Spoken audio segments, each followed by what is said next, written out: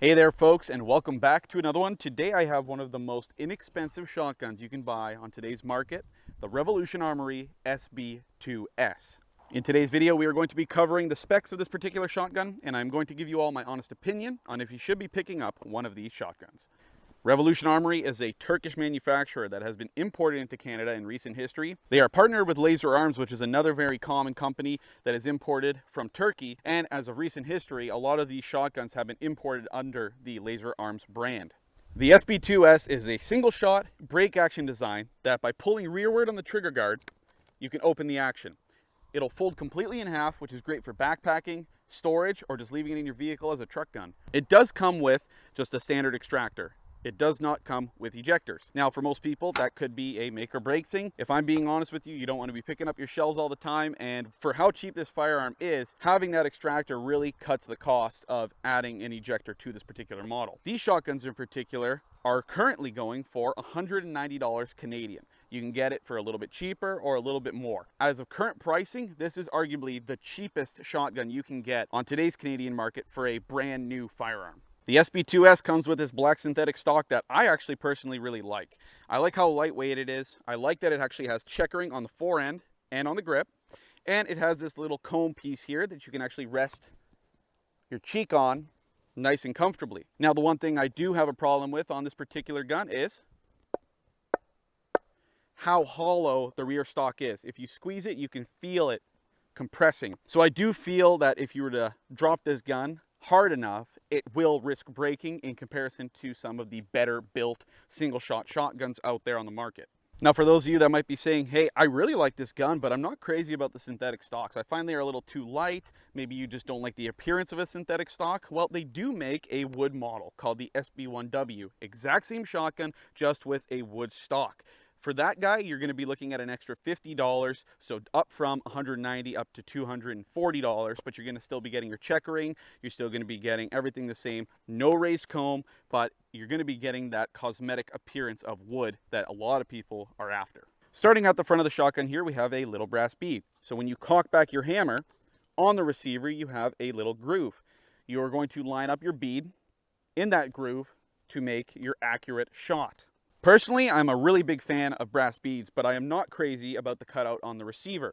I find it is not deep enough, and that when you cock back the hammer is still kind of in the way, and you get a little bit of blurriness when trying to look over that hammer through the groove to the bead. It does create a little bit of a more difficult time, especially if you don't have the greatest eyesight. It is really hard to focus your eyes through that whole system down to this bead. The shotgun comes from factory with a modified choke. It does also come with your 4 additional chokes as well. In recent history, some models have been coming into the country with only 2 additional chokes. You're going to be looking at your full, your modified, and your improved cylinder. And if you get one of the models that comes with 5 chokes, you're going to be getting a improved modified and cylinder as well. The barrel is made out of 4140 drilled steel and is chrome lined, which is great for the longevity of the barrel. The finish on the barrel is a simple matte black, and the receiver is nickel coated. I do like the fact that with the nickel coated receiver, it does have very good corrosion prevention. But where they did machine out the Revolution Armory logo and the model, I did find that those 2 particular locations are very prone to rust, and you do need to take care of that receiver. The shotgun comes from factory with sling swivel hardware, which is great if you want to throw a sling on here like I did. And coming back to the rear of the stock here, we do have a rubber recoil pad. It is extremely thin, and I'll be honest, it has no assistance whatsoever in recoil reduction. But what I do like about it is that it has a checkered finish to the rear. So when you do line it up, it creates a nice non-slip finish to it. So if you're shouldering it a little bit more rapidly and you don't get a good hold on it, it's not going to slip right off of you. But because of how thin it is, you can shoulder it without it catching on your shoulder or on your clothes.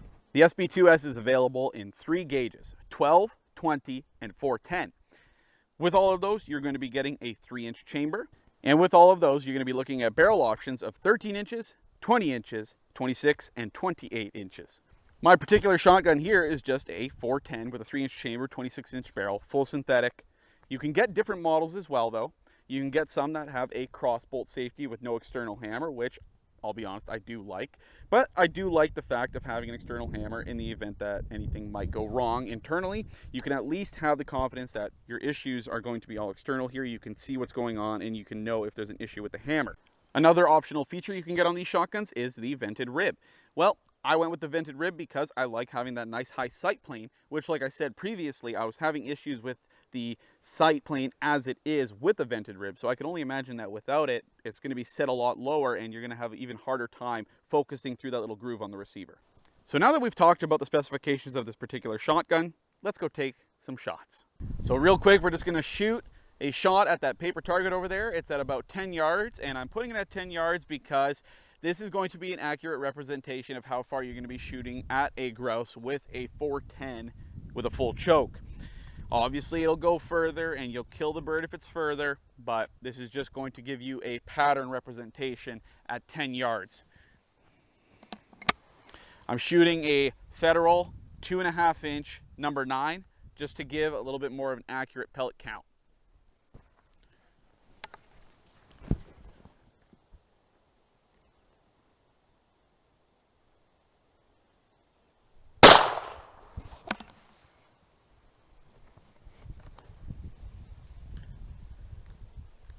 So right there is the pattern with that full choke at 10 yards with the number 9. It's definitely a lot wider than I would have expected, but at the end of the day, it is a 410. You're not going to be getting tons of powder out of it, but it did pattern pretty good. I was aiming pretty much directly in the middle, so you're getting a pretty dense pattern. If that was a bird, you're going to hit the bird all day long. Obviously, you're shooting a 4 or 5. The pattern density is not going to be as good as this because you're losing probably 100 pellets or so dropping down from a number 9 to a number 4. But it's enough for a pattern to take care of the bird. I think as a whole, I do like shooting a 410, but I'll be honest with you, I've never been crazy about the 410. Shooting birds at close range, it'll do the job, but I think the versatility of a 12 and a 20 gauge is just a lot better. Another thing that I feel that is very important and worth mentioning is what kind of shells you can use in this gun. I've noticed with a lot of the older shotguns like Cooey, Winchester, Remington, stuff like that, a lot of people complain that their shells get stuck in the gun. This gun does not have that issue, and the major issue being when you get those older shotguns, the shells back then were a lot more smooth and they'd slide in a lot better. Now if you buy a brand such as Federal, they do have these rigid hulls, right? So when those go in, they have a tendency to get a little bit more snug. You can see even that it's a little snug, but it does go in just fine. It doesn't get stuck. But then if you were to go into something smooth like this Winchester here, it drops right in super smooth. So I just felt like that's worth mentioning as well. You don't have to worry about particular shots and particular shells because some people will only buy certain ammunition, like I said, Winchester, because that's all that works in their guns. And that's a very common theme with 410 owners. Now that we've shot the shotgun a few times here, I'm going to just give you all my honest opinion on this particular shotgun. Overall, I have been very mixed with this particular shotgun. Obviously, it is a cheap, inexpensive shotgun made in Turkey. You can't really have the highest confidence going into a shotgun like this. But I'll be honest, I was genuinely surprised by the quality of this particular shotgun for how much you're spending on it. I've seen models that are going upwards of $300 that are really no different than this one. So overall, I do find one big major thing that I've noticed with multiple of these is just a quality control issue. Obviously, it's Turkish manufacturing. A lot of these guns have quality control issues. When you open the gun, the little locking lug piece was just machined a little bit too long. When I bought it, it was stiff, which is normal. But when I got out and shot it a couple times, it like pretty much locked right up. I could not open it. I actually had to take a mallet to be able to actually open it up. And it was almost as if the lug had kind of like moved a little bit, just like microscopically forward, and it prevented me from opening the gun. All I did with that was I just took a little bit of sandpaper, sanded it down just a hair, and basically buffed it out so it was nice and smooth, put some good oil on it, and now it's like butter. It just has no issues now. The other issue was the screw on the trigger guard. Mine's not giving me a problem per se, but the one that my buddy bought actually had the exact same, obviously it's the exact same gun, but the screws were literally like, half an inch apart in the machining, which little concerning for, again, quality control. Has it affected the operation of the firearm? No, it hasn't. But at the end of the day, I just don't think that's a very good sign when you're looking at stuff like that, because who knows what's going on internally with quality control issues. The recoil on this guy is not that bad. It's a 410. I mean, if you're going into a 12 gauge or a 20 gauge, personally, I don't think a 12 gauge in a single shot is really worth it, because you can get, you know, a Mossberg Maverick 88 for like $340, $300 in a 12 or a 20 gauge. So that's just my opinion. I think those are the better options if you're going into that. But if you're dead set on a single shot, I think a 410 is a perfect option. And that's why I bought this, because I just wanted a 410 that I can go out, shoot birds with. You know, I'm just ground pounding birds. And the big thing I did notice with this gun in particular, like I said, was that I had a very hard time lining up the bead through the hammer. And when I cocked it back and I'd lined it up, you know, I could see it sometimes I can't. It just depends on your focus with your eyes.